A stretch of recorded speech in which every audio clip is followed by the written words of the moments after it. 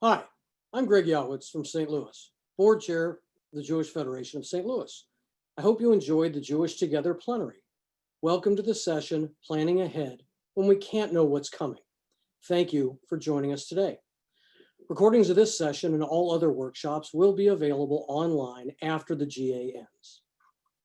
Last spring, as the pandemic set in, JF&A created a set of tools to help us think beyond the current moment and prepare for what would come next.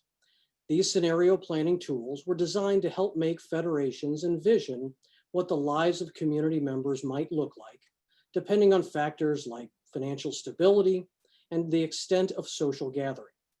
By engaging in this process, leaders could spot emerging challenges, rehearse strategies, make tough choices, and seize opportunities to reshape the future.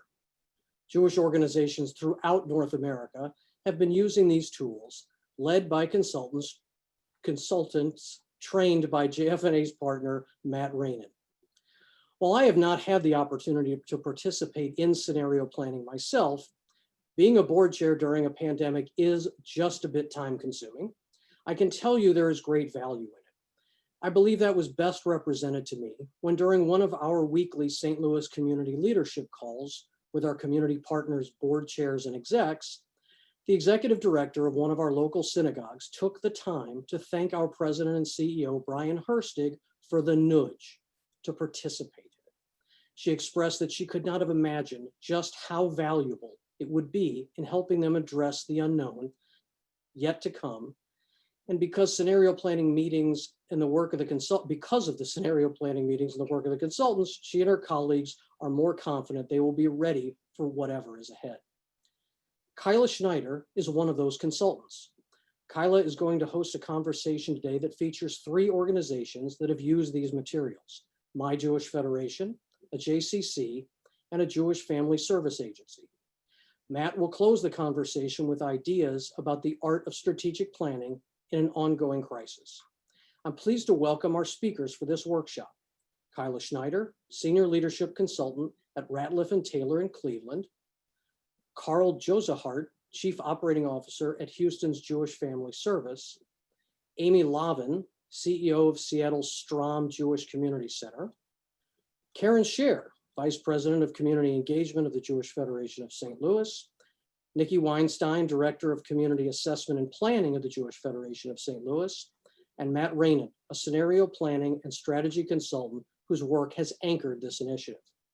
First, I want to ask Stephen Hoffman, Chairman of the Board of the Mandel Foundation, to frame our conversation, and Dr. Beth Cousins, Associate Vice President at JF&A, to share more about JF&A's scenario planning initiative.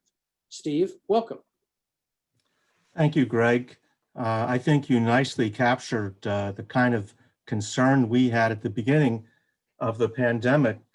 We joined with other foundations in trying to figure out what we could do on the national level to help many organizations get through this. The word unprecedented has probably been overused with relationship to the pandemic, but at the time there was a bit of an air of panic in the Jewish community as to what it would mean for our legacy organizations, for our startups, and what all this meant for where we would be at the end of all this, who would be left standing. I always thought that it was the role of the local federation to provide stability and the planning in a local community. And I translated that to questions at the national level. Were there things that we could do nationally that would help all of us across the continent do a better job of coping with the crisis, at least beginning to think how to deal with the crisis? And I'm happy that Eric Fingerhut rapidly embraced the idea and added it to the regular meetings he was having with lots of the other national organizations and recruited his staff, Mark Gervis and Beth Cousins, to get on this and bring us the tools that would help all of our organizations think more rationally about what could be ahead of us. Change is rapid in this pandemic, and things we were thinking about back in March or April are different today, and they'll be different in another 2 or 3 months. But I am feeling pretty good, because I've seen some of the results, about the way this process has given us tools to ask these questions and start thinking about the answers. They may not be the right answers at the end, but the process is the right process. And we're grateful that all of you are participating in this and doing this on behalf of our large Jewish community. Thank you much for that. Thank you, Steve, so much. And first, really, I want to just give tremendous thanks to the Mandel Foundation for supporting really all of the work that we're about to hear more about today. I also wanted to add a few details from Jewish Federations of North America's perspective. I'm Beth Cousins. I'm an Associate Vice President with JFNA. Again, thanks to the foundation, we've been able to support really an extraordinary number of organizations in scenario planning. JFNA launched the project thinking we would develop some materials, and we've been able to go very deep. I don't want to be repetitive of later speakers, but we've been able to go very deep with 9 organizational systems, including JCCs, Prisma, Hillel, camps, human service agencies, senior homes, the religious movements, all federations, plus a collaborative of engagement organizations and additional federation professional leaders. As you'll hear, national organizations are working through the process themselves, and local organizations have access to the material through their national offices and also through a toolkit, which is on jewishtogether.org, and you'll hear about a few times. We want to really make sure you're able to take it home. And this, as Steve just said, has been one of the key tools with which we've been facing the pandemic. There was a session earlier today on planning during a pandemic, and one of the fundamental, maybe obvious points that was made was that we can't have certainty right now, of course.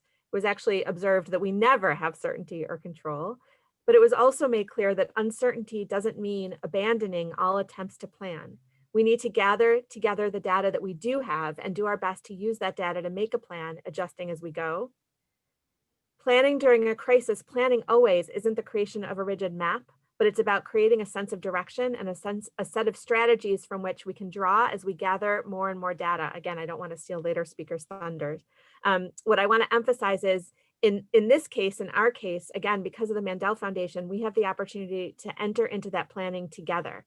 This initiative gave us the opportunity to organize a situation that's impossible to organize, a set of guidelines to think through that situation as it will evolve in the future in parallel ways, and then eventually collaboratively as we share our findings across systems and across the Jewish communal system to identify commonalities and synergies to enter together into the work of building our future. We committed to this initiative because we understood planning to be imperative. Again, even in an impossible situation, we can't abandon our commitments to pursuing our organizational missions in the best ways we know, even in changed circumstances.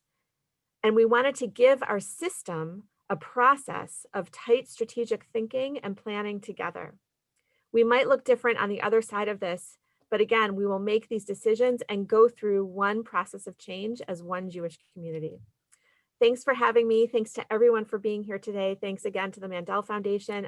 Kyla will now facilitate really a fantastic panel. You're in very good hands.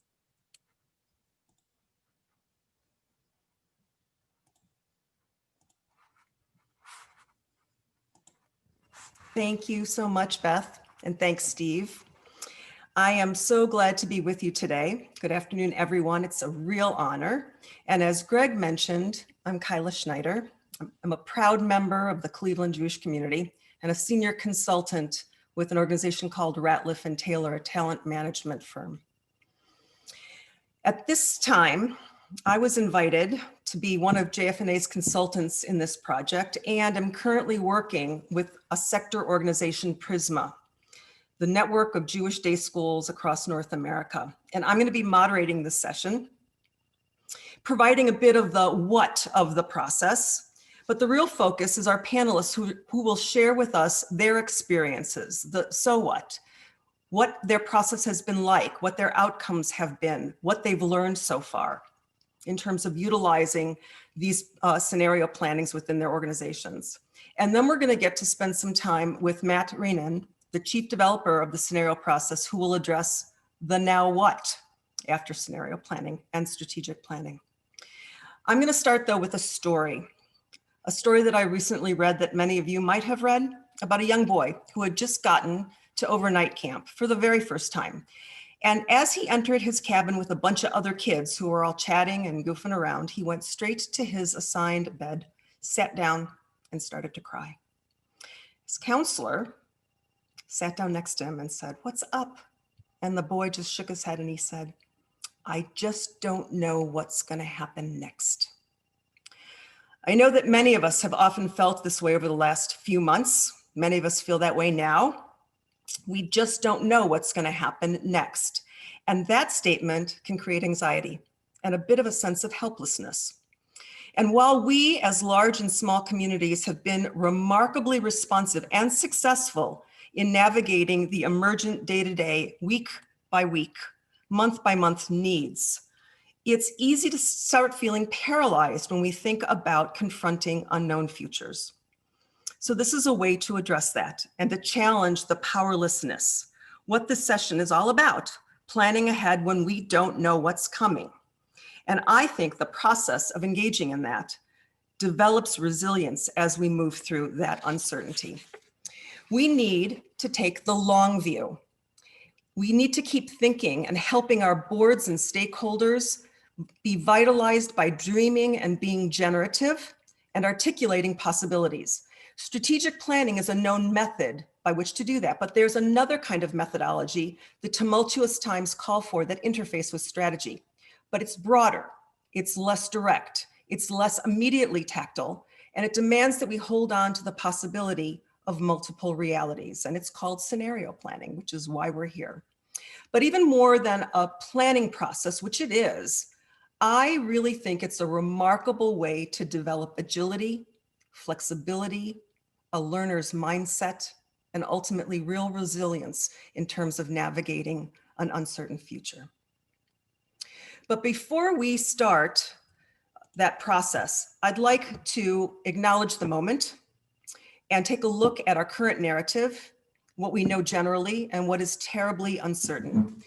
We know that COVID has changed just about every aspect of what was normative life for the vast majority of us. It's impacted the way we work, the way schools operate, the way we shop, the way we interact, the way we meet, the very essence of how we are engaging in the world right now. It's opened up hostilities and divisiveness, as well as deeply important conversations that have developed and opportunities for paradigm shifts. So what we know so far generally within the social sector, and I thank Deloitte, particularly the Monitor Institute, who compiled some of this information over the course of the last few months. What we know so far is that this pandemic, will continue to intersect and compound with ongoing trends. It will continue to make them grow and expand and impact them in ways that we don't even know. We also know that the need for all types of nonprofit services will dwarf capacity and our resources. And we're beginning to see that. We know that a significant number of nonprofits will be forced to consolidate or close. We know that the impact from these crises will fall disproportionately on communities of color and other marginalized populations, and we're seeing that as we speak. And we also know that there are differences in outbreak rates, and the reopening strategies and the closing strategies and the reopening strategies will cause varying levels of crises and need across geography and time. What we don't know at this point is the length and the severity of this pandemic. And we don't know the length and severity and stability of the economic landscape as we are living through it. We don't know the government's response, short and long term. We don't know what the strength of the social safety network is going to be in the coming months. We don't understand the impact of the potential disruption of key governmental processes, an election coming up next week, and the census. We don't know what the impact of technology will be on our operating models and how it's going to change and continue to change our lives. And we don't know what the continued level of social cooperation and cohesion will be and how it will change. So our recent past, now more than 8 months ago, was fairly predictable. And today we're living pretty much moment by moment, and our future is unclear. So what can we do? I'm going to introduce a little video that we're going to take a look at together that's going to give us a brief but a fairly thorough explanation of Jewish Together's scenario planning process. It's about 6 minutes long, and it's going to provide a great overview. And I'm going to let you take a look at it as we speak.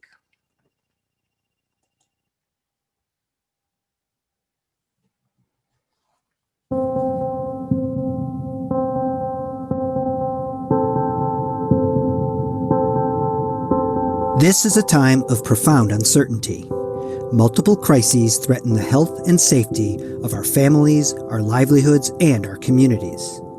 So much that we take for granted is changing, from our ability to engage in Jewish communal rituals to how we must and even can support our most vulnerable populations. In times like this, many organizations turn to scenario planning to help clarify, structure, and make tough choices. Scenario planning is a methodology that helps us explore and navigate uncertainty. It uses a rigorous and creative process to develop multiple scenarios, stories about the future that are both challenging and plausible. These scenarios describe how conditions around us may change and the different ways they could affect our communities, our stakeholders, and ultimately, our organizations. They let us see in advance the emerging challenges to who we are and what we do, and rehearse different strategies to prepare for this. At the same time, they highlight potential opportunities to re-envision the value we bring or may need to bring to our communities, or even how we might reshape the future ourselves. As COVID-19 spread in the spring of 2020, Jewish Federations of North America saw cascading uncertainties ahead and launched the Jewish Together Scenario Planning Initiative to help Jewish organizations become more agile and resilient, no matter what the future might bring. 4 scenarios were developed to explore the question, what might the lives of Jewish communal stakeholders look and feel like in the next 24 months? These 4 scenarios start with different assumptions about 2 critical questions: the level of financial stability within our communities and the extent of civic and social gathering possible. Using this framework as a starting point, different details were layered into each scenario to bring each of these futures to life. Let's see what life might be like in each scenario. Plagues. In plagues, poor coordination of health initiatives and erratic compliance lead to continued lockdowns. Physical gathering remains risky. Fear, misinformation, and social tensions increase as trust and the economy deteriorate. Limits on physical gathering impact daily household needs and increase social isolation. Personal health and safety are the priority, and individuals do whatever it takes for themselves and their immediate family, avoiding anything deemed non-essential. Tribes. In tribes, people are restless to get back to their lives as the economy shifts between spikes and shutdowns. The patchwork of guidelines issued by national and local authorities and the frequent changes leave individual organizations responsible for health and safety measures. Standards of care vary widely. Gathering physically is highly resource-intensive and capacity remains limited. People are willing to take necessary risks to gather, but are selective in the types of groups and people with whom they spend their time and money. Mana. In Mana, public health breakthroughs and a coordinated response improve day-to-day conditions. Governments shoulder the costs of testing and tracing services, and people are generally willing to follow the rules. This alleviates burdens on individual organizations to manage safety and alter their physical spaces. The economy slowly rebounds, but not everyone is back doing the same job as before, and some jobs never return. For many, choices about where they spend time and with whom have been permanently altered, as well as their support for the public good. Exile. In exile, a new technological reality enables urban flight and remote living for people with the right education and resources. Those who can afford the change in geography and shift to a more digital lifestyle thrive, both benefiting from and enabling a surge in innovation in social and economic experiences online. Others who cannot afford this transition, lack the training and personal networks needed to participate, or are in the wrong job at the wrong time, are left behind. As a result, the demographic makeup of many places changes. We encourage you to use these scenarios to navigate through the dynamic uncertainties currently in play and to explore new opportunities to create long-term value for the Jewish community. We've developed a companion toolkit and other resources to help you, your team, and even your broader stakeholder community make the scenarios your own, and then ask the strategic questions you may face in each scenario, such as, who will we serve? How will we best serve them? What capabilities will this require, both operationally and financially? And how might we do this better collectively with partners from across our communal ecosystem?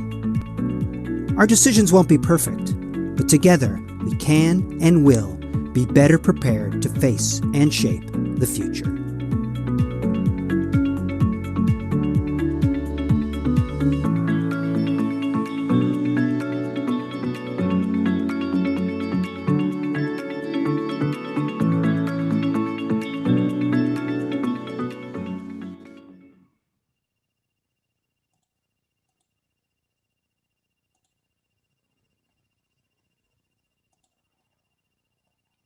Okay, give me just a second here. So I'm hoping that that was helpful. It gives us a really nice overview of what this process looks like. I want to go back just a minute though and say, as I mentioned earlier, that scenario planning does not replace strategic or contingency or short-term planning. And when we think about our normative strategic processes, most of us begin internally within our organizations based on vision, our North Star, what our assets are, what are our current goals, what are our priorities, and what are our clients' needs. How successful are these programs? What do they look like compared to the other organizations that are in our community? How should we grow them? How should we change them? What's happening within our community in terms of other initiatives? And then what are the other forces, environmental, social, economic forces at play that we need to pay attention to? So generally speaking, strategic planning begins with the internal functionings of our organizations. We almost always start inside, but scenario planning works from the outside in. And this planning derives from the observation that, given the impossibility of knowing precisely how our future will play out, a good decision or strategy is to adopt the one that will play out well across several possible futures.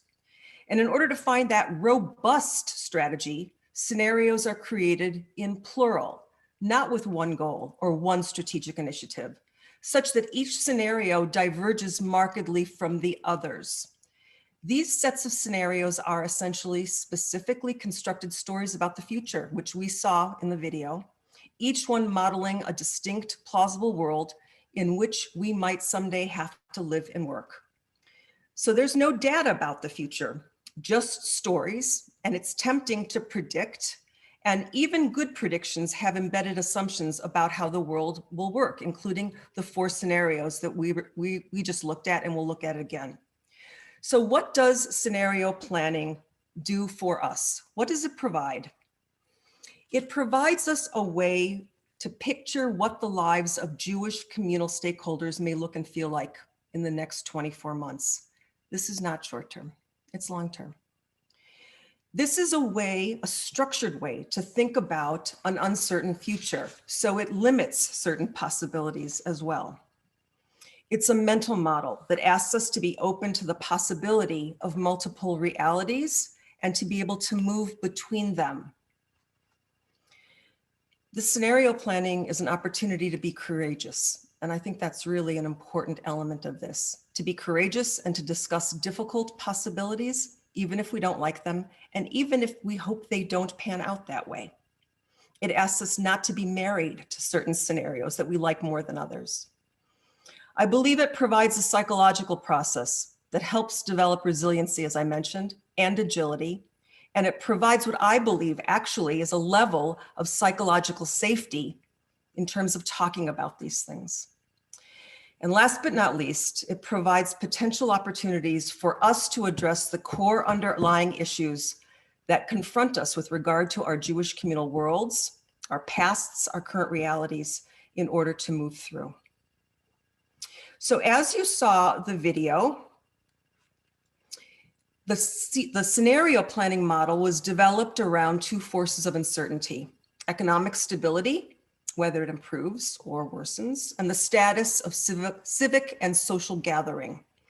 The four quadrants provide parameters of four very different plausible worlds, which we heard just a little bit about.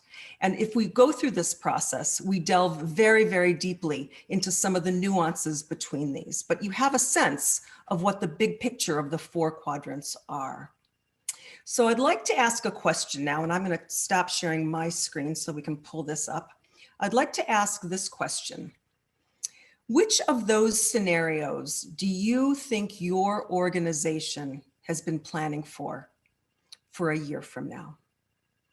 It's a hard conceptual question, but when you think about the assumptions that your organizations have been making, which of those scenarios do you believe your organization has been planning for a year hence? So if we can pull that up. Possible to do?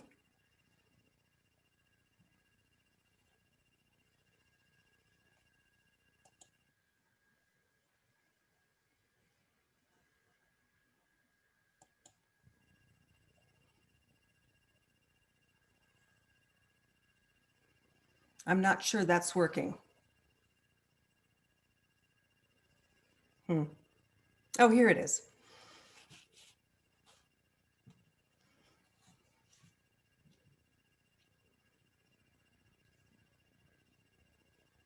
I'm going to try to reiterate. Which scenario do you think your organization is planning for a year from now?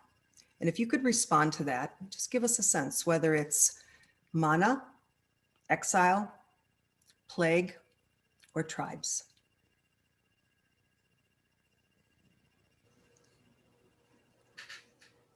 Hi, everyone. And to share, you will see at the top, you will go to menti.com and the access code is right next to it. So looks like we have some answers rolling in. Good. Thank you guys so much for that. Appreciate it.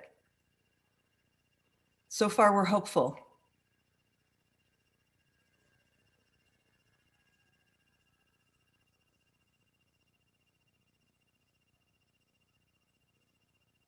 We're seeing a few more come in.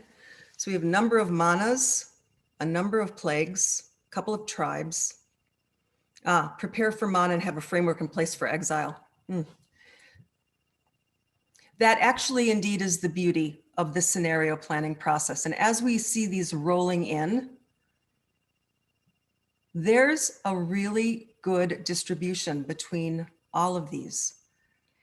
So I'm going to, and while I asked you this question, which is sort of combating what I said to you, which is don't get married to any one of these scenarios, I think one of the elements that is so critical to this scenario planning process is the ability to understand that we may experience a number of these and that this is not linear, nor do we have a magic crystal ball to look into to say, this is what is going to occur. I just read something that says that we are not going back to normal. So the question is, we bandy about the new normal, but it's really not the new normal. It becomes an emerging reality, which is very different than normal. And, so we have to use that carefully. Thank you very much for plugging into that. I'm very appreciative. It'll be interesting. We're going to try to capture this and see what kind of percentages lay out. In the meantime, I'm going to go back to sharing my screen, if I can do so. May I?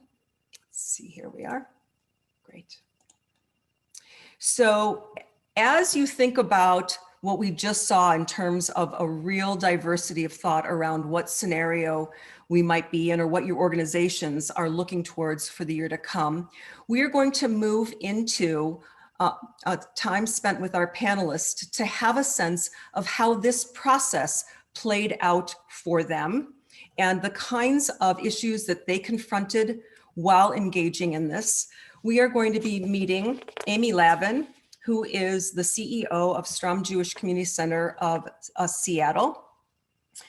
We will then hear from Nikki Weinstein and Karen Scher, both from the St. Louis Federation. Nikki, as the Director of Community Assessment and Planning, did an external process as convener with agencies and organizations in the St. Louis community.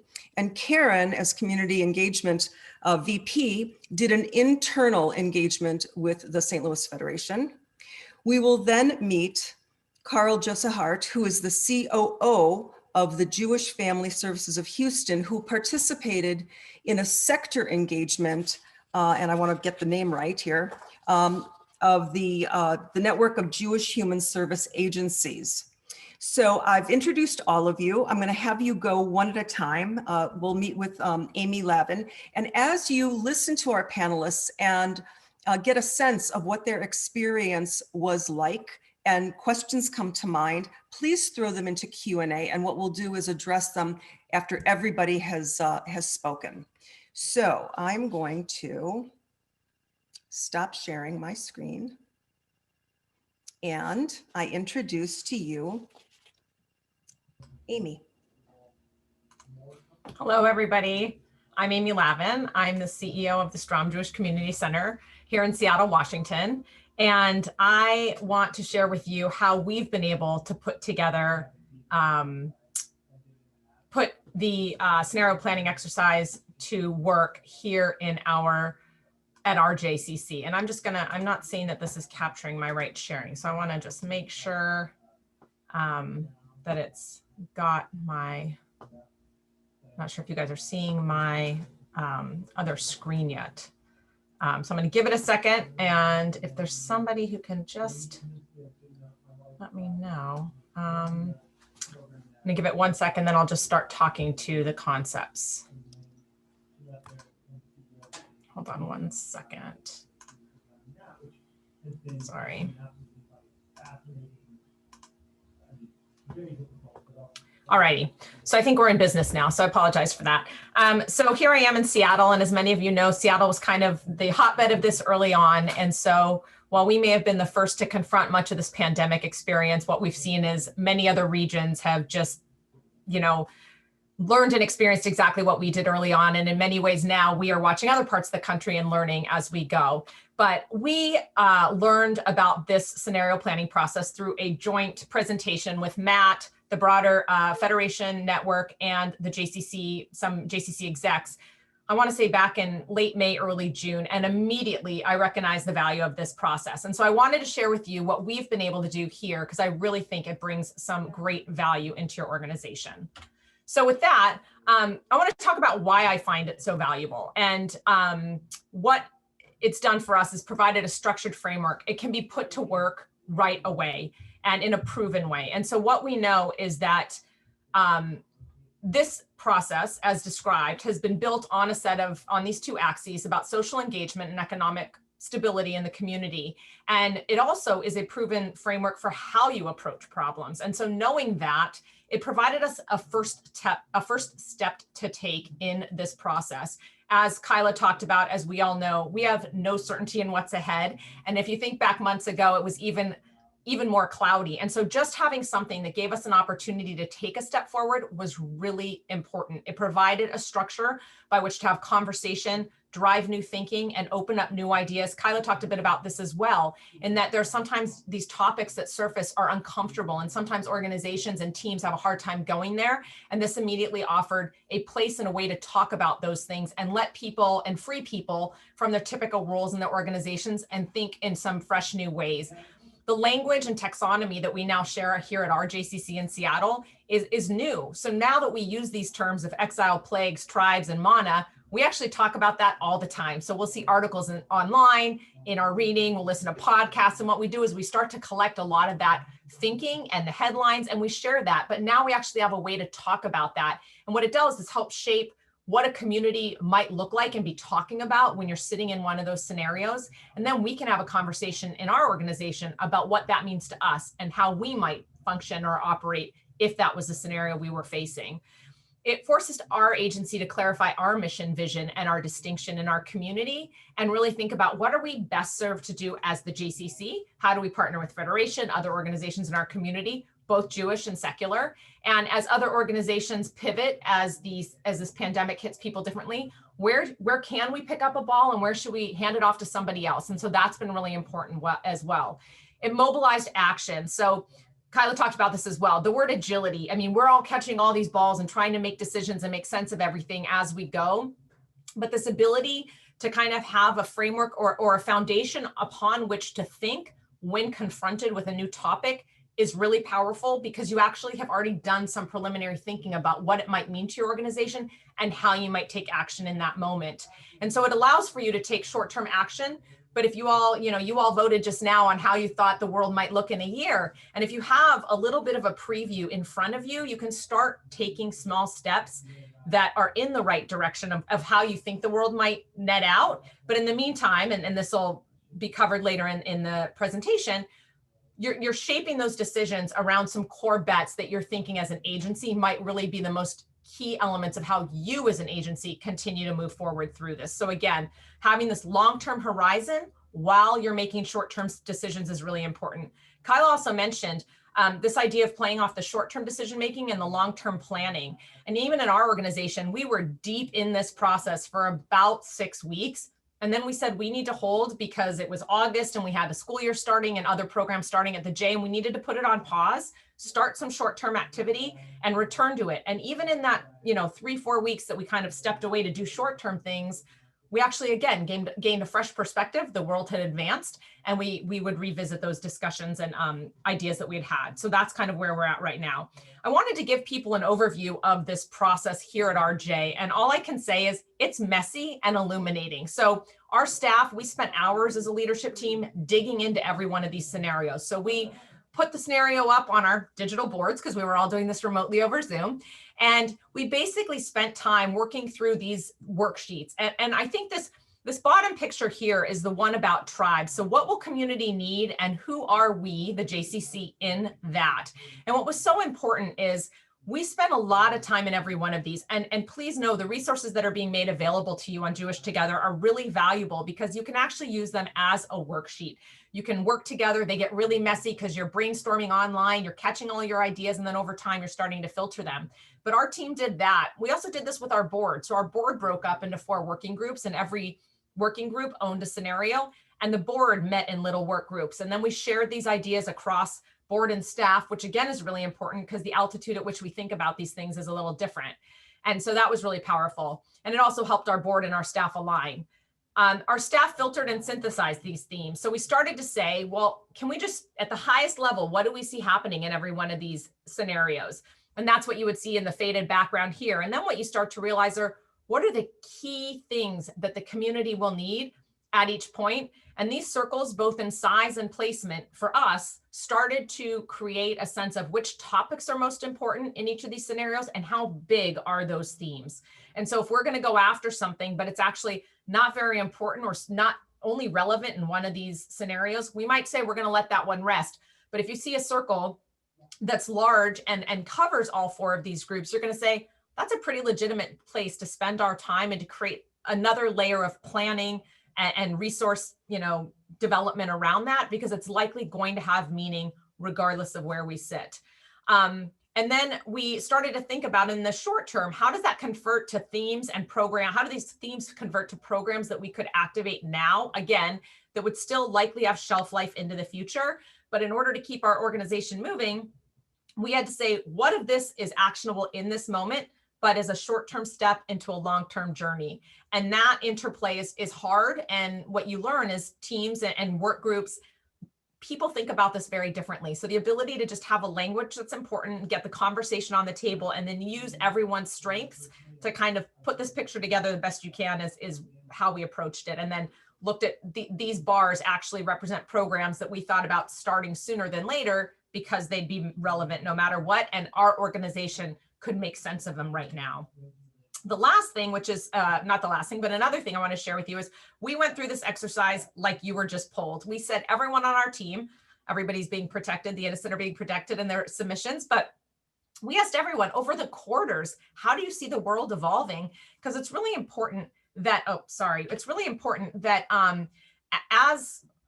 sorry, I lost you guys. It's really important that everybody kind of understand that we're kind of shooting for the same target roughly, or we're all understanding which model we're going for. And what you realize, just like we just saw, everyone has a very different interpretation.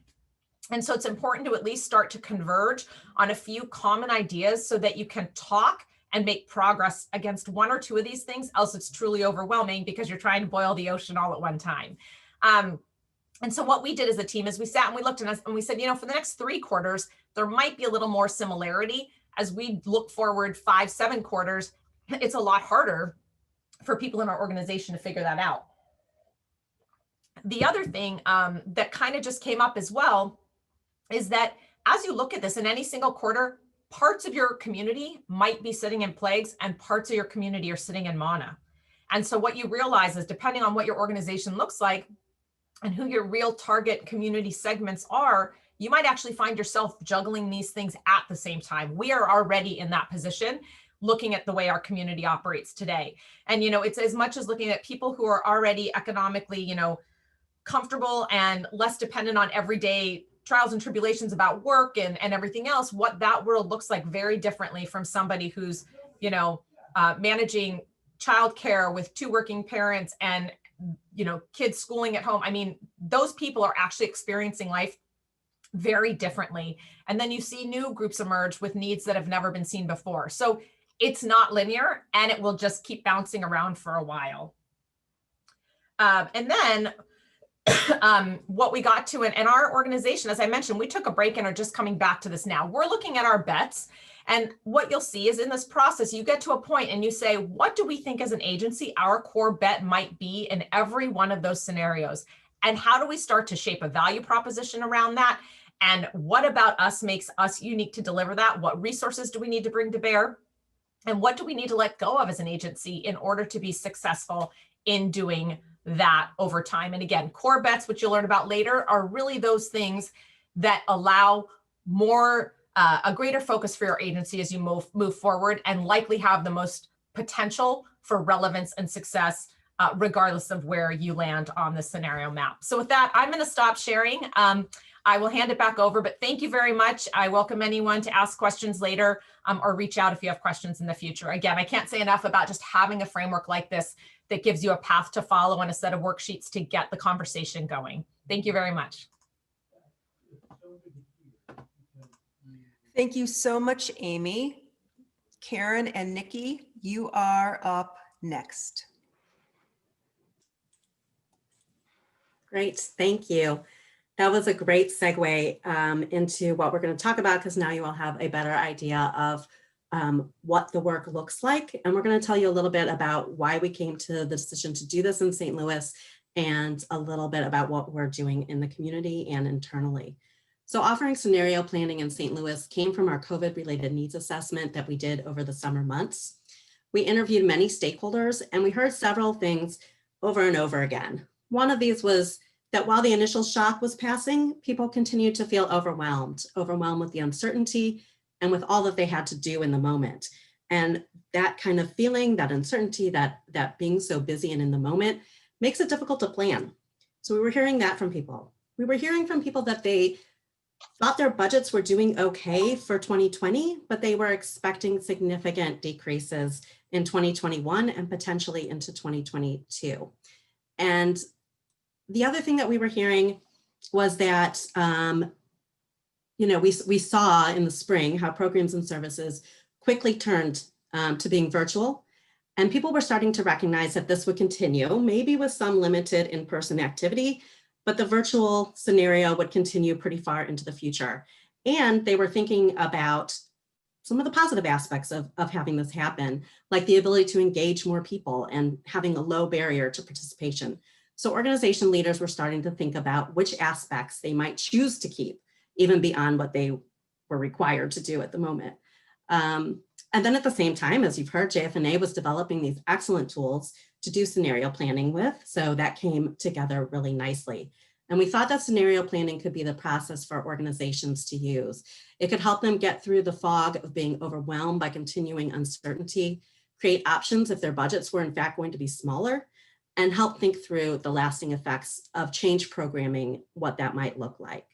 So In St. Louis, like I said before, we use these scenario planning tools in 2 different ways, within Jewish Federation and with our community organization. So Karen's going to tell you a little bit about the experience within Federation, and then I'll talk a bit about what we've brought to the community.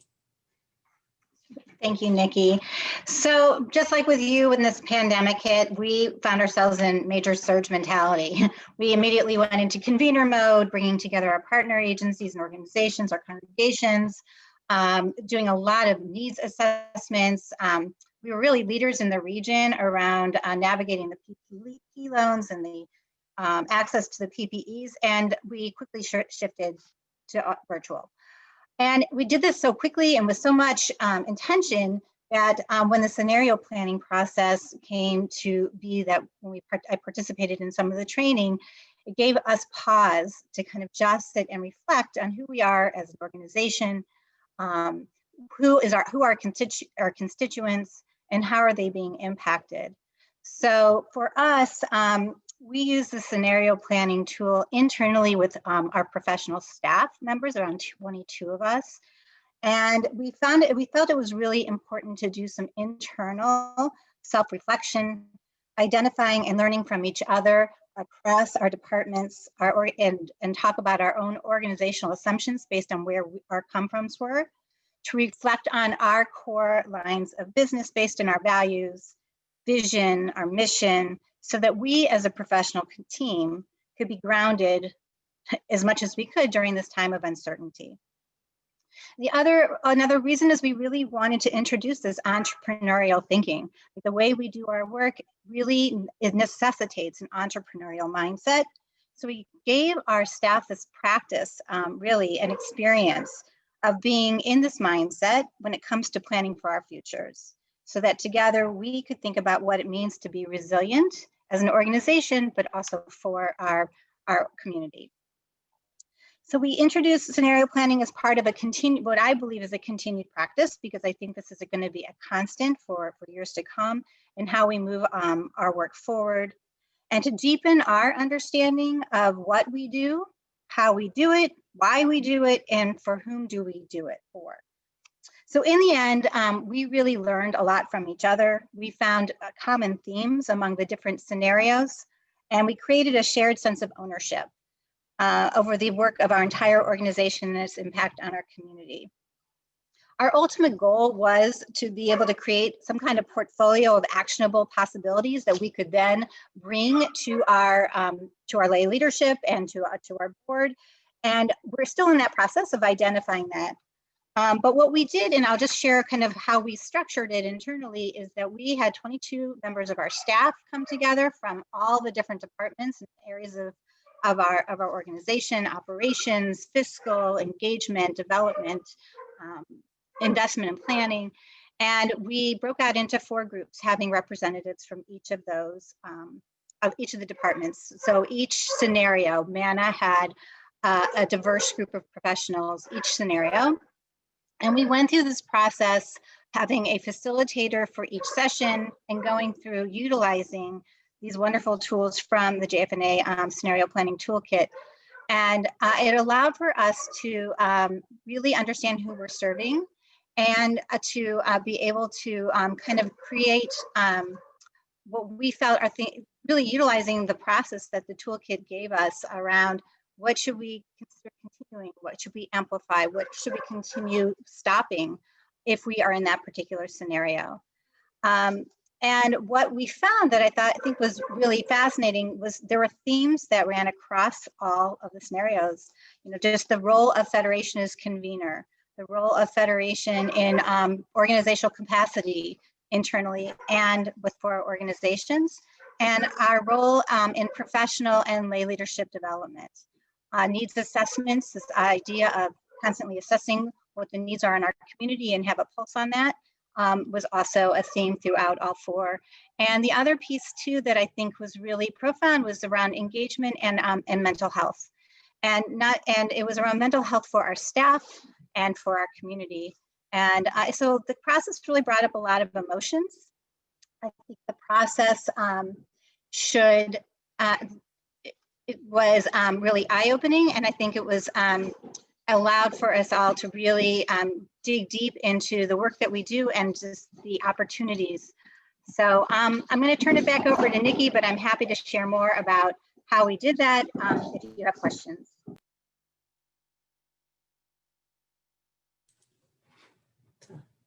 Unmute. Thanks, Karen. So what we offered to any of our Jewish community organizations, whether we invest in them or not, the opportunity to bring together a team of 8 to 10 people for an in-depth scenario planning workshop series. And the series consisted of 5 two-hour sessions. Some organizations are participating with a mix of lay leaders and staff, while some are all staff. There's a mix of congregations, service organizations, communal organizations, all participating. We really feel like the organizations are in a unique position to see what's coming. Not often do we have that opportunity, right? So they know that their budgets are going to be smaller next year, and that will by necessity require them to make some changes. So there leads to questions around what does that mean to the services they provide, how they provide them, who they need to provide them, and what they need to do their work.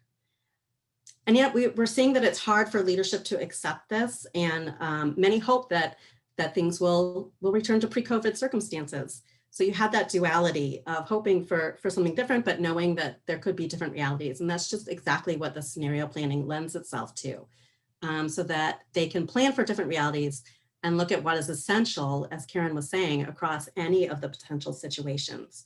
So it's different than strategic planning, which organizations are more familiar with.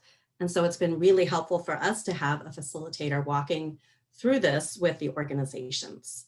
And it's allowed the organizations to figure out what is their core, what do they need to do regardless of any external factors. So we're currently wrapping up our workshop series. Organizations are thinking about what other stakeholders they need to bring into the conversation and thinking about the steps that they'll take to start implementing the desired changes that they would like to see in their organizations. And we would welcome, as Karen said, any questions through this panel or offline as well. Thank you so much, Nikki and Karen. Two really interesting sides from one organization, internally and externally. Carl, we're going to invite you to the table. Great, thank you so much. I'm just going to share my screen briefly. And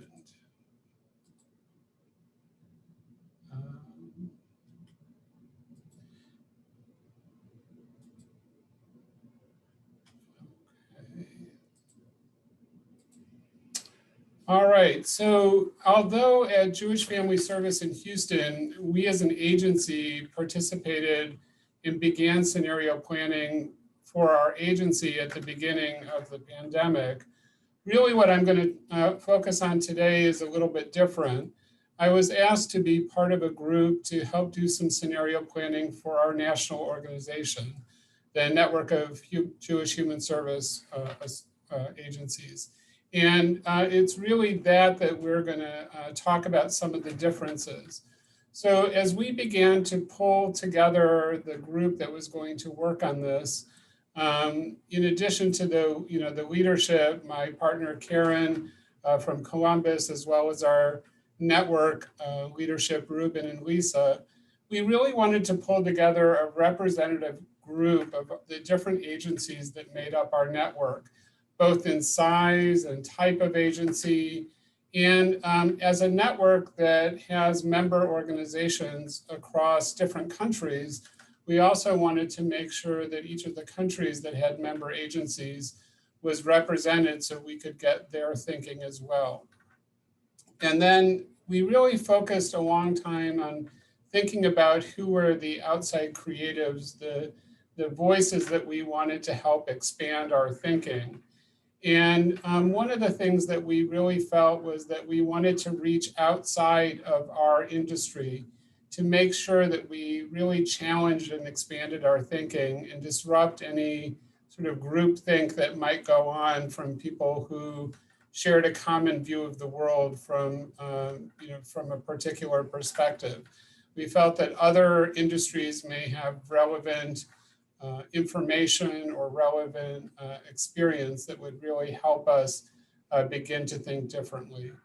One of the things that we really felt was important or began to emerge as a shared experience as we all went through the scenario planning process was this understanding or the realization that there was no going back, that what was happening was changing our world permanently in many ways, and that while we obviously hope that some aspects of the world we love will come back in a familiar way, but just like 9/11 changed the way we travel by air permanently, that we felt that this experience was really going to make a permanent change.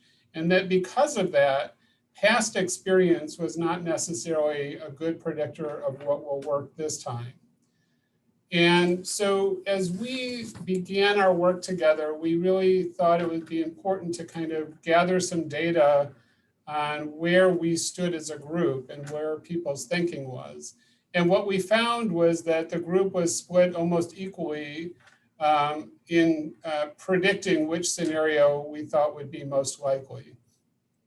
But as we delved deeper into the work, in the end, what we discovered was that predicting the exact scenario became less and less important in some ways, as we realized that the core group of clients that we see in our sector and that we serve had common challenges really across all scenarios. That even in MANA, most of the clients that we serve would not recover in the same way as many of the other folks in that scenario. And the other thing that is really different when planning for a network, especially a large network across a diverse geography, is that individual agencies can be in different scenarios based on where they are. The lived experience with the pandemic in Israel can be very different from Canada and the US, and that if we were going to effectively plan at a network level, we had to be able to accommodate the diversity of experience that is driven not just by the agency size and their particular focus, but also because their geography or the country that they are living in may be having a varied experience.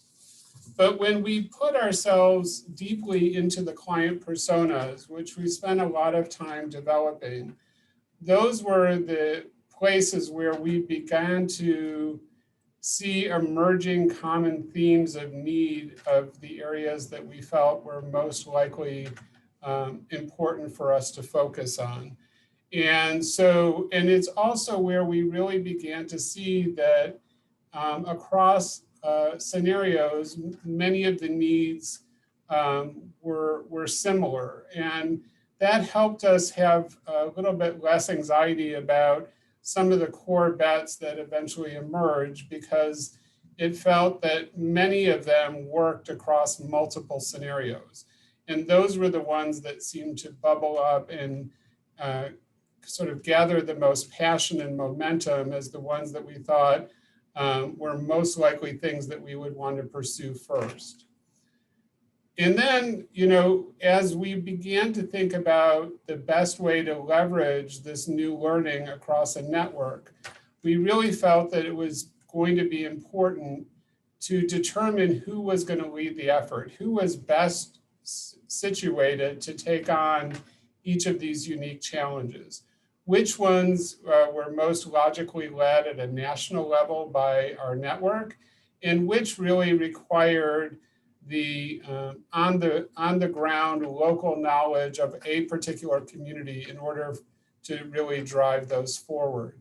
And as we began to have these discussions, we began to map out sort of a model for how these different bets might best be led. And you can see that we organized them into which ones really we felt had to be primarily led by individual organizations, which were best led at a centralized network level, things that had to do with advocacy and things that were sort of larger projects than any one agency could take in. And then which really kind of in that Venn diagram, which fell in the overlapping area, which were the ones that we were going to really need to develop and manage sort of a shared leadership model in order to best bring those ideas to fruition. And then in the final stage of our work, we really then began to think about how can we make this work most valuable to our network. So we wanted to not only take the learnings of having done scenario planning for our network, but then turn it into usable tools that agencies of all sizes and resources could use in an actionable way. And then I think the last thing that I just wanted to add before we move on and have some broader discussion is that although many of us across our network were concerned about budgets, going forward and the uncertainty in our world, it would be a mistake to think that scenario planning is about cutting budgets. I think scenario planning is equally important, even if our budgets grow.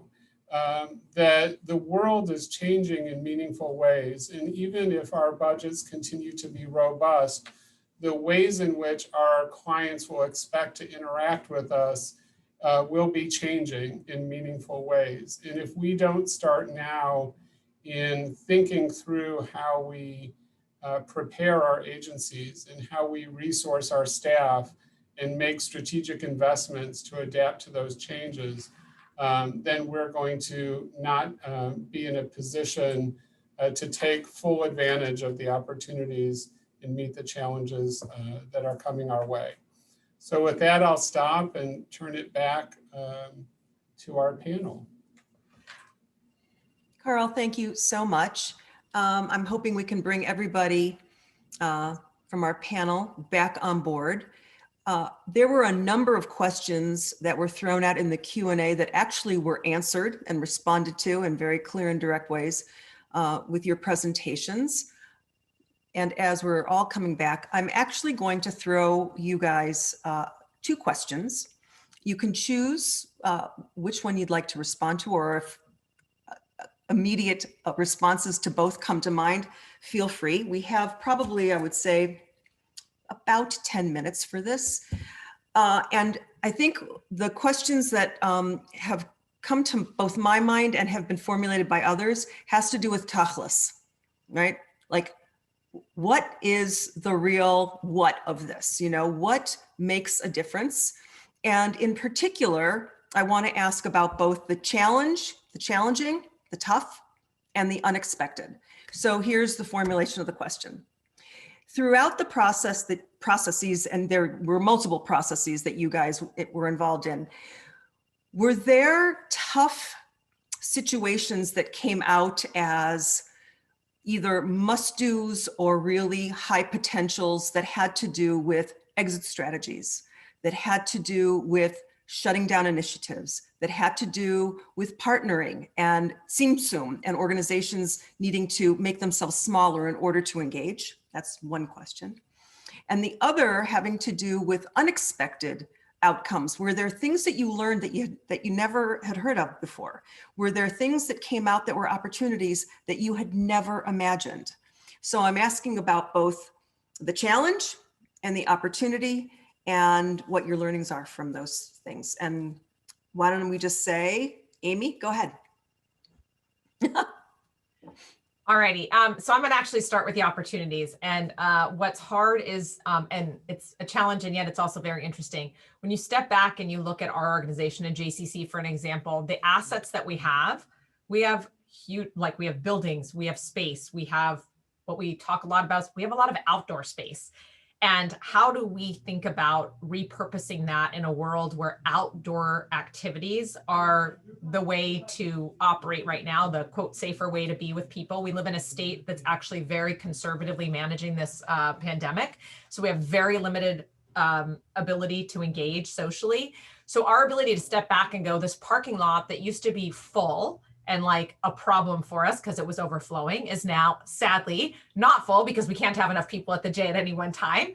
And what do you think about that space? And honestly, it's a constant discussion about what can we do with the cement around us, with the garden, so it's actually shifting what assets you really, not the only assets, but assets that gain new value and importance in your world, and how do you make use of them? And sometimes those ideas are obvious and sometimes they're not. One example is outdoor preschools are something that have been emerging around the country. Here in Seattle, we just said, we're going for it. We're going to start an outdoor preschool. And right now it filled up very quickly, like one class, and our ability to just push into a space that we had thought about before, but we're afraid to go because it's a bit of, it's new. We don't know if it'll be successful.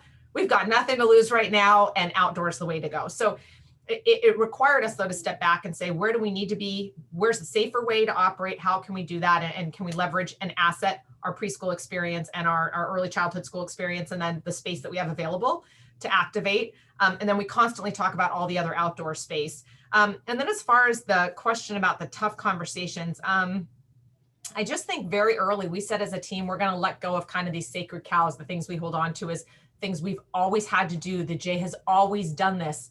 And you kind of have to say, like, this isn't really a conversation about what the J does at the beginning. It's really a conversation, to your point, about outside in. What does the world look like? And in that moment, what does the world need? And then saying, can we fulfill any of those? So I hope that answers some of it, but. No, that was great. That was great. And if I can capture it, I think that, the huge takeaways is that sacred cows, if they're not part of the conversation, we're not doing it the right way, right? And that the most extreme ideas about this are actually sometimes the most helpful.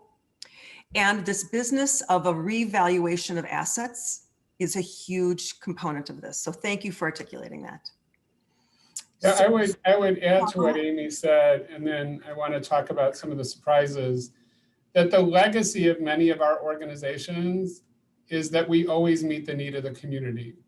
And so I wouldn't say that it's about sacred cows. I would say it's about being honest to your legacy. We've been in our community for over 100 years, and at a time, resettlement was incredibly important. At a time, Jewish adoption was a problem. Our agency's legacy is always stepping into where the need is. And so we have to be open to the fact that the need of our generation is changing, and we may be asked to change, but that's what we've always done to be successful and relevant.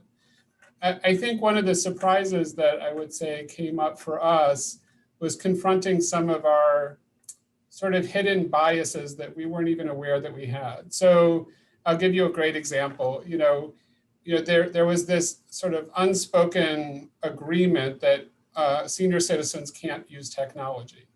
Well, we were forced to confront that. And I can tell you that in partnering with the Holocaust Museum here in Houston, we got iPads into the hands or tablets into the hands of all of the survivors.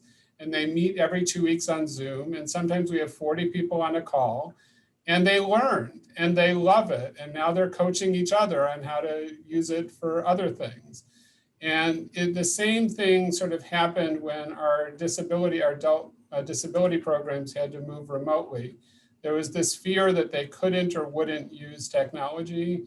And we constantly found that our clients exceeded our expectations, and that sometimes it was our own hidden fears or beliefs that held us back, and we needed to really open our hearts and minds to thinking, in different ways. Thank you. That's brilliant. Thank you. All right, Karen, Nikki? I'd add from the part that we've done with the community organizations and something that was an unexpected opportunity. So we brought these organizations together really with the intent to give them the space and facilitate the process for them to go deep for their own organization. And yet we had 10 to 12 organizations in a virtual room together, and we don't want to miss an opportunity for some cross-fertilization. So we also created some opportunities for them to meet with other organizations and share ideas in small groups and pairs. And some really cool stuff came out of that. Really cool potential collaborations between organizations that probably barely talked to each other in the past. And certainly, our community center with some of the day schools. And if the day schools don't have, the resources in the future to provide some of the things, how can the community center, the J, fit into that and provide some of that? some opportunities for an organization like our Jewish newspaper to really listen to, these other organizations in the room with them or their constituents, to really listen to what their needs are and think about should they be adjusting. Just like Amy said, what is key? How do we meet the people's needs where we're at using our resources? So some really cool opportunities for cross-fertilization amongst the agencies participating. Excellent. Thank you. Karen? And I would take that on an internal level too. When we were doing cross-departmental scenario planning groups and really understanding and digging in, what is it that we are doing in engagement and how would that need to shift potentially based on which scenario we're in, or how would development look differently? Are we going to focus on major donors or lower end donors because of the financial situation? So and to have those conversations in this in a more integrated approach versus departmental and siloed was really fascinating, and this was such an incredible tool to use to be able to do that. I would say part of it too is we really looked at ourselves. Are we, this kind of centralized federation, or is it more decentralized and really supporting our organizations in different ways through shared resources, or and how are we investing outside of just financial resources? So those shared resource opportunities. And our lobbyists and opportunities for our lobbyists to be more active and involved in our agencies. And just really our focus on sustaining institutions versus individuals. That conversation came up a lot. And what does that mean? And what does that look like? How are we funding and investing in our partner organizations and congregations? And quite frankly, getting more engaged and involved in some of that work with them and in with our partners came out a lot. What is it that we're doing around engagement, and how are we best supporting what our congregations are doing and need from us? So there were a lot of really great aha moments and a lot of great deep dive moments that allowed us all to be looking at it from a singular lens versus in our silos. Thank you. Thank you all. I'm so appreciative of this cheshbon hanefesh, this accounting of ourselves, of your organizations that you guys did both internally and on a sector level and out in your community, but also the courage to share that with us, which is no small feat. And quite frankly, your learnings, both the difficult ones and the unexpected, hopeful, and the surprising ones are actually really food for thought for the rest of us, because we walk into these conversations, quite frankly, not knowing, there's another piece of uncertainty, not knowing where we're going to end up, and being brave enough to do that, to really hold hands together and to step into it is really, it's quite a strength and courage operation. But my sense is that for every single one of you, both on this national level, to a communal level, to an institutional level, the process was productive, surprising, enlightening, sometimes a little terrifying, but mostly connective. So thank you for your head nods. So we thank you for your experience that you shared with us. We thank you for the wisdom and the learnings that you've shared with us, and great to see your faces. So thank you so much. You guys will be around for the rest of this conversation, but not on screen. And I want to welcome to the party, Matt. So Matt is not only is a great guy, once he shows up, there we go. But I want to just tell you just a little tiny bit about him. Matt is the author and developer of this process with and for JFNA. And he has spent years working on the national scene, on the global scene, and corporates, in the corporate world and in the non-for-profit world, to engage people in this business of future forward thinking. And I love it. I found this on his website. This is the way he puts it. He helps teams see around corners, which I love, frame choices in new kinds of ways, and create actionable strategies that are future oriented. So Matt has invited me to sit here and kind of be in a conversation, but I'd like him to kick off with sort of the response of, okay, now what? We do scenario planning, we engage in this, then what happens? Yeah, no, it's a great question. First, I would just want to acknowledge and appreciate the panel that was on just before me and the work they've done. I actually never met most of those folks. Mm-hmm. And I just want you to know that a lot of them took the materials on their own initiative and we're able to work it and customize it into their own process. So I would encourage all of you to also take that leap. Just want to point that out. The other thing I want to point out is that what I saw in common was the scenarios were an excuse to have a conversation that sometimes we don't get into because we're so focused on ourselves as opposed to what's going on outside and responding to that. And that's the real secret of all of it. And even moving forward, one of the things I'll talk about is keeping your eye on the external as a way to drive the internal conversation, as opposed to kind of getting caught up in little opinions here and there without kind of having that big picture aligned around as an organization. But in terms of getting, past the initial stage that some of the folks have been able to do, it really is about making tough choices. And this kind of translates back into just some good practices around strategic planning itself, which is getting really specific about when you say X, what does that mean for staff, for resources, for programs? What are you actually saying when you say something at a high level and not just keeping your decision making at a high level, right? We want to be responsive to families. Okay, well, in what specific ways will you, and what specific ways won't you actually choose to provide services or offers to certain groups because you can't? And I think getting to a specific level in the execution phase after you've made some priorities is really important here, and accepting the tough trade-offs, right? A lot of times we say, oh yeah, we're just going to focus on this. And then somebody comes up and says, well, what about my program over here, right? And you have to be able to say, well, that program over here doesn't actually now fit into the larger decision that we've made, or what we've been calling our core bet. We're going to focus here on these groups and these types of offers, providing this type of value, using these assets or these resources that we have access to. And quite frankly, this thing over here doesn't really leverage it, right? It doesn't support it, or it's not for those folks. And the hardest thing about it is that could be something you've been doing for 100 years. Carl talked about tradition.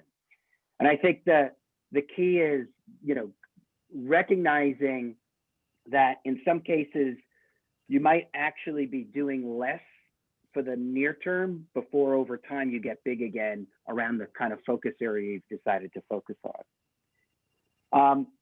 I think that for a lot of people that feels the kind of opposite of maintaining tradition, right? There's such a strong sense of tradition in a lot of organizations.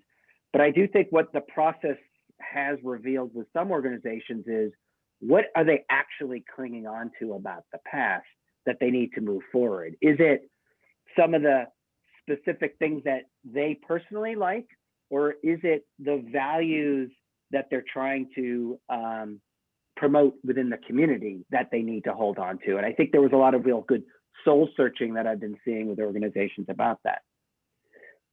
Making those tough choices, though, once you've kind of gone through that more existential conversation, is a lot easier, because what usually holds people up from, say, saying no to certain programs, like you asked the group before, is this kind of clinging on to something bigger or emotional that they have. And so in many ways, I think you have to be willing to go through the kind of emotional conversation to give things up and make trade-offs, even as you're going through the kind of analytical discussion about what to keep and what not to keep.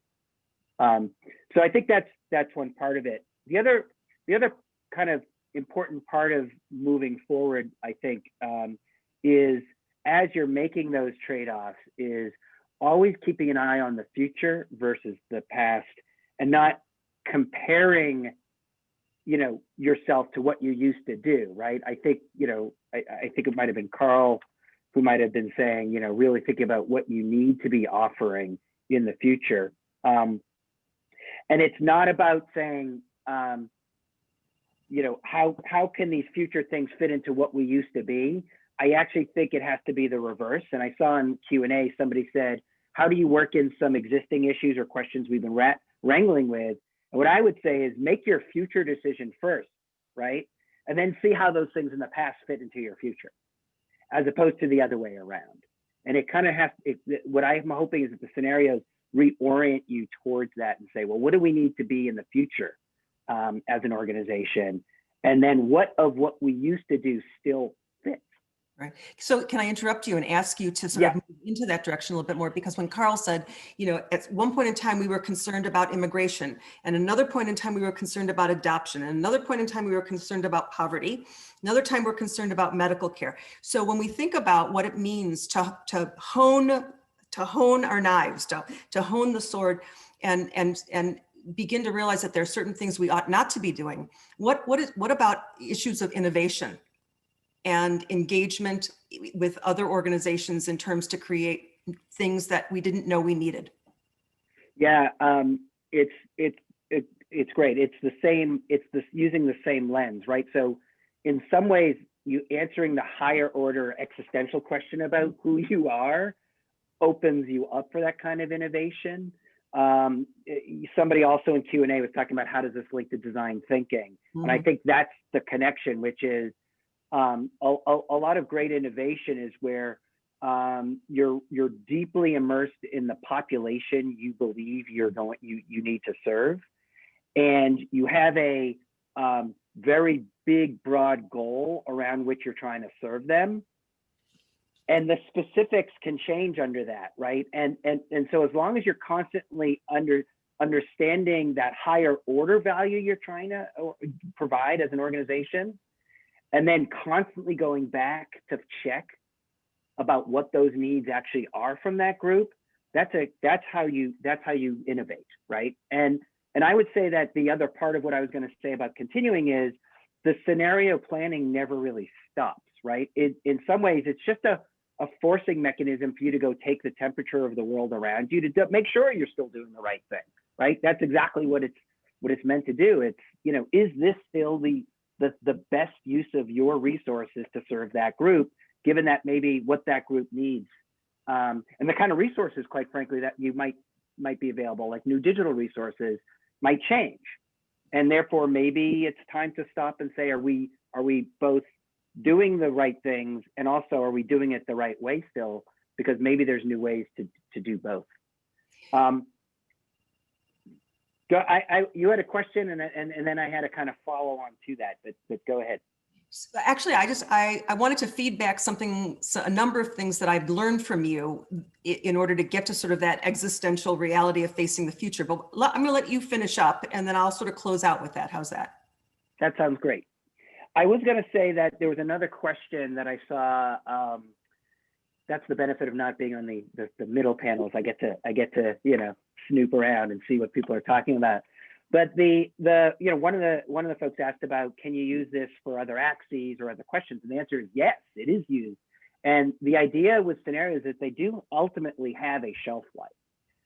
And that shelf life is based on two things. One is if conditions change such that one of those scenarios no longer seems relevant to you, well, then it's time to redo your scenarios from the get-go, right? Like if we knock on whatever, let's hope that we won't face, there's a chance that we don't think plagues is plausible anymore at some point, where we kind of diffuse tensions.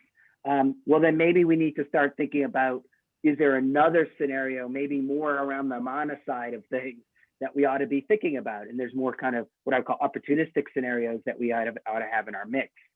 And so we're constantly checking to make sure we're still working with the right scenarios. These were written to be 2 years out. I got to imagine that in 2 years, there's a new set of conditions. And the other thing is you use different sets of scenarios to answer different types of questions. And so the first step actually that in the toolkit that I'm promoting behind me is to take the scenarios and really customizing them to your strategic questions, to your world, the kind of issues you're dealing with, so they speak to those, so they put pressure on those questions. And over time, there's some other scenarios that were created, for instance, by the Jewish Funders Network, that I believe take a bit more of a social view, a sort of view of what society will start looking like and the cohesion around society, that might speak a little bit more to some of the kind of social services issues than some of the gathering issues, for instance, that the scenarios we developed have. So it really is important to just like not take these scenarios and think that that's all you need. It's really a mindset about over time about rethinking the possibilities and being more agile and being willing to adjust as you move forward. Thank you. I think that's great. And I think it's a great capture of what this whole thing is about. And if I could just feed back a little bit of my learning with regard to being trained by you and what this process of collaborating with organizations, particularly a large sector organization right now. One of the things that has not yet been mentioned sort of explicitly, which I think needs to be called out, is that this really, this process necessitates diversity of thought. It needs different voices around the table, because if I keep talking to myself, I hear the same story over and over and over again. And if I'm talking to Matt all the time, we're going to start talking about the same stories over and over and over again. And the real breakthroughs come with clean eyes, clear eyes, different perspectives. That diversity of thought then leads me to this issue of thinking. The thinking process that this asks people to go through is different than jumping towards advocacy of a goal or a stance. And it's hard for many of us because we are operationalists. We run organizations. We want to make sure that we take care of our clients. We want to make sure that we make our, our donorship dollars. But this process is a slow think process. This is you have to roll around in it. I need to consider what Matt's saying, and I need to think about what Karen's saying, and I can't jump to conclusion. So this business of really making a commitment to think about it and to be part of a process that's a thinking process without immediate advocacy is the only way that I think we get to where we're hoping to get to, which is a layering of possibilities and options so that we are able to engage when necessity needs us to engage in those things. Yeah, and I think when you have a clarity of that at the big picture, it becomes easier to make the smaller decisions. You know what's in your zone, and when it comes time to, deal with sort of the near-term shifts, you know which of those you should be investing in because they feel part of that core, that bigger, broader thing you're talking about, and which things you say, maybe somebody else should do. Maybe I can, partner for that, leave it to somebody else. So I think there's both, it offers an opportunity to both think long-term, but then have a kind of more tactical map to deal with some of the near-term issues as well. Great, Matt, thank you so much. We can't thank you enough for partnering with JFNA and doing this and helping us learn how to do it. I do want to address just a couple of the technical aspects. We've gotten a huge number of requests for the PDF or for the slide deck. I'm going to try to get the PDF onto the GA website. If I can't do that, we are collecting email addresses in the Q&A chat or however you want. If you can get us your email and we can't get it on the website, I'll make sure that you get a PDF. The other issue is like what are you going to do? How could you go about doing this? And there's any number of ways. And the backdrop that Matt had was the front page of his toolkit, which is a totally a full-on do-it-yourself toolkit that can be utilized by large, small, and medium organizations and by communities. You can use the toolkit and do it internally, and it's a process that is not a 6-month process. You can also use the toolkit and call us. If you've got issues, questions, you get stuck, you're not quite sure what to do. The consultants are available, I'm available, JFNA people are available. You can use the toolkit and you can also buy some time from some consultants. Or if you want to go big, you can do a full-on scenario planning project with somebody like myself. There's any number of us that have been trained in this, and we would be more than glad to plan the plan and facilitate the plan. So there's a lot of options, and I guess my exhortation is to utilize this and utilize it in the way that your organizations need to utilize it. And if you use it simply as a thinking process, Diana, that is great, and it's a huge way of getting us out of our day-to-day, week-to-week, even year-to-year thinking. So I want to thank all of our panelists. I want to thank you, Matt. I want to thank JFNA and Greg and Steve and Beth and Mark for hosting this and inviting us to speak at the GA. You guys have been terrific. And here's where you go. You can email scenarioplanning@jewishtogether.org. And there's our website where all of the resources can be found. So I want to thank you. I want to wish you a good evening and a good plenary session and a good tomorrow as well. So, Sei gesund, everyone. Thank you so much, and go scenario planning.